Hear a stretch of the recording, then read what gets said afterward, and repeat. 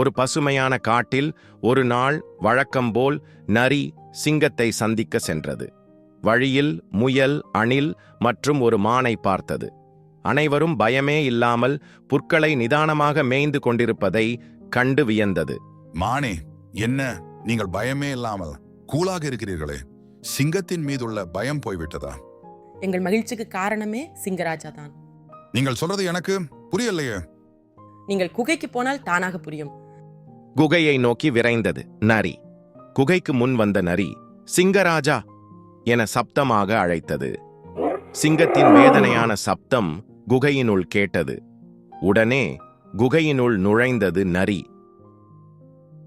சிங்கராஜா, என்ன செய்கிறது உங்களுக்கு? நேற்றைய வேட்டையின் போது ஒரு கூர்மையான முள் என் காலில் பாய்ந்து விட்டது. எப்படியோ சிரமப்பட்டு குகைக்கு வந்துவிட்டேன். என்னால் நடக்க முடியவில்லை. நீ இந்த முள்ளை எடுக்க யாரையாவது அழைத்து வா. சரி அரசே என சொன்ன நரி குகையிலிருந்து கிளம்ப யாரால் இந்த முல்லை எடுக்க முடியும் என யோசித்தவாறே காட்டினுள் நடந்தது. நரி, என்ன ஏதோ யோசனையில் இருப்பது போல் தெரிகிறதே. சிங்கத்தின் காலில் முள் குத்தியதை சொன்னது நரி. இதனால்தான் காடு அமைதியாக உள்ளதா என நினைத்த பன்றி, இதற்கெல்லாம் சரியான ஆள் மலையடிவாரத்தில் இருக்கும் திறமையான குரங்குதான் என்றது. மலையடிவாரத்தை நோக்கி நடந்தது நரி. நாட்களாயின. சிங்கத்திடம் நலம் விசாரிக்க சென்ற சிறிய விலங்குகள் யாரும் திரும்பி வராததைக் கண்டு எந்த விலங்கும் சிங்கத்தின் குகை அருகில் செல்வதில்லை. மலையடிவாரத்தை அடைந்த நரி அந்த புத்திசாலி குரங்கை கண்டு அணுகியது. உதவிக்கான காரணத்தை நரி குரங்கிடம் விளக்கியது. இருவரும் குகையை நோக்கி நடந்தன. குகையை அடைந்த நரி உள்ளே செல்ல முயன்றபோது தடுத்த குரங்கு குகையின் முன் தரையில் பதிந்திருந்த காலடி தடத்தை காட்டியது.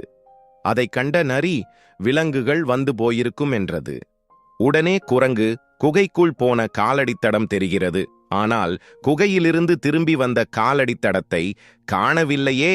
சிங்கராஜா, குகைக்குள் சென்ற விலங்குகளின் காலடித்தடம் எல்லாம் குகை நோக்கியே இருக்கிறது. ஆனால் திரும்ப விலங்குகள் குகையிலிருந்து வெளியே வந்த எந்த ஒரு காலடி தடத்தையும் காணவில்லையே. ஏன்? நரியே, என்னை சந்திக்க வந்த விலங்குகள் எல்லாம் என்னை பார்த்து நலம் விசாரித்துவிட்டு என்மேல் உள்ள மரியாதையால் அவர்களின் பின்பக்கத்தை எனக்கு காட்டாமல் அப்படியே பின்னாலே நடந்து செல்கின்றன. பின் எப்படி திரும்பி சென்ற காலடிச் சுவடுகள் இருக்கும்? கொஞ்சம் யோசித்துப்பார். Hello, if you like it, please subscribe. Thank you for watching Surya eHub.